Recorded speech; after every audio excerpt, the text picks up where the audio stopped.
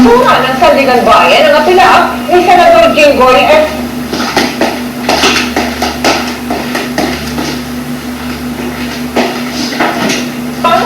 para mag-dismiss ang kanyang mga kasong grant, kaugnay ng pila o Priority Development Assistance Fund scam.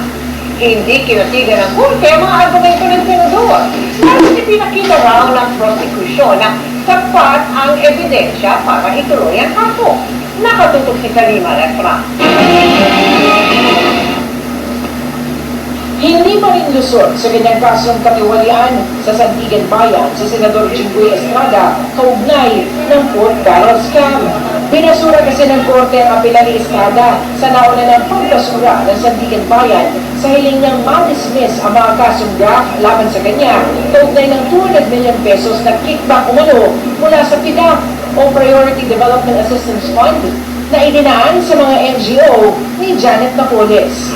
Ayon sa 22 pahinang resolusyon ng Special 5th Division, walang nakitang sapat na dahilan sa apela para baguhin ang naunang desisyon na ibasura ang demurrer to evidence ni Estrada. Sabi ng korte, hindi raw porkit na-dismiss na ang plunder case laban kay Estrada ay automatikong madedismiss din ang draft case laban sa kanya tulad ng kanyang iginigiit sa kanyang mosyon. Ipinakita umano ng ebidensya ng prosekusyon na may prima facie case laban kay Estrada para makakuha ng verdict of guilt sa puntong ito ng trial.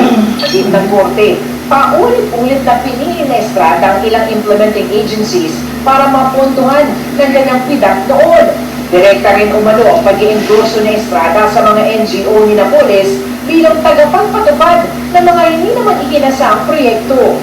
Mismong endorsement letters umano ni Estrada ang nagdadawit umano sa kanya sa krimen at hindi kinatigan ng korte ang argumento ni Estrada na rekomendasyon lang ang mga ito. Binigyang bigat ng korte ang testimonya ni Rudy Tuason na aide ng ama ng si dating Pangulong Joseph Estrada. Ipinaliwanag raw ni Tuason ang modus ni Napoles at ilang pagkakataong nag-deliver ng pera kay Senador Estrada sa mismong Senado at sa bahay nito.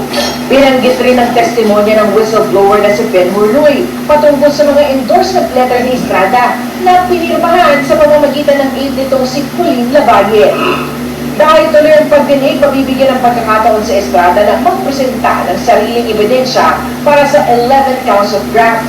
Hiwalang ito sa kasong plunder kung saan pinawalang sala siya at sa 1 count of direct bribery at 2 counts of indirect bribery kung saan convicted na siya o nakatulang guilty. Kinukuha ng GMA Integrated News ang panig ni Estrada. Samantala, nakatulang guilty sa 12 counts ng money laundering si Janet Napoles sa desisyon ng Pasig Regional Trial Court, kaugnay pa rin ng pork barrel scam ayon sa Anti-Money Laundering Council o AMLC. Hanggang 14 na taong pagkakakulong sa bawat count ng money laundering ang parusa kay Napoles na inatasang ding magbayad na mahigit 94 million pesos na multa.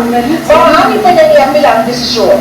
Si Napoles ay nakakulong ngayon sa Correctional Institution for Women sa Mandaluyong. Sinusubukan pa namin kunin ang kanyang pakayaan. Para sa GMA Integrated News, sa Nima Refra, nakatuto, 24 oras.